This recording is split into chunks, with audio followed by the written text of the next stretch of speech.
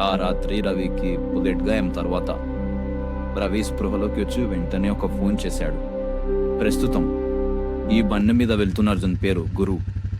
ఇతను ఆ రూట్లో వెళ్తుండగా ఒక పిల్లవాడు పరిగెత్తడం గమనించాడు. దాని తర్వాత ఆ పిల్లోడు ఒక దగ్గర కూర్చొని ఏడవడం చూశాడు. వెంటనే గురు ఆ పిల్లోడి కోసం వెతకడం మొదలుపెట్టాడు. అలా వెతుకుతున్న గురుకి ఒక్కసారిగా ఆ పిల్లోడి ఏడుపు వినిపించింది. అలా దగ్గరికి వెళ్ళి ఆ పిల్లోడిని తనతో పాటు బండి మీద ఎక్కించుకొని ఇంటికి తీసుకొని వెళ్ళాడు. ఎందుకంటే అప్పటికే తనకి చాలా జ్వరంగా ఉంది.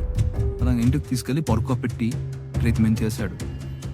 దాని తర్వాత ఆ పిల్లోడు ఒక్కసారిగా నిద్రలో నుంచి లెగిసాడు. ఒక బుల్లెట్ శబ్దం వినిపించింది. అలా విన్న అతనికి వెంటనే గురువు కనిపించాడు.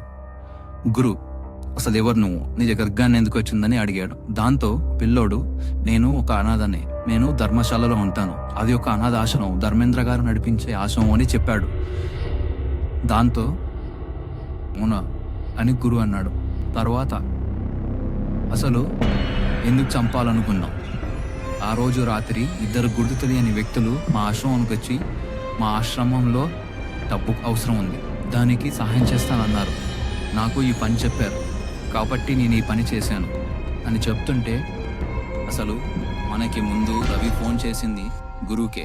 ఎందుకంటే గురు రవి ఇద్దరు ధర్మశాలలోనే కలిసి పెరిగారు. రవిని కాపాడింది కూడా గురువే. గురు రవిని పక్క రూమ్లో ఉంచాడు. దాంతో ఇది అనుతారు వెంటనే రవి ఒక్కసారిగా లెగిసి కోపంతో గన్ తీసుకొని ఆ అబ్బాయి ఎదుటకు వచ్చి మీద పడ్డాడు.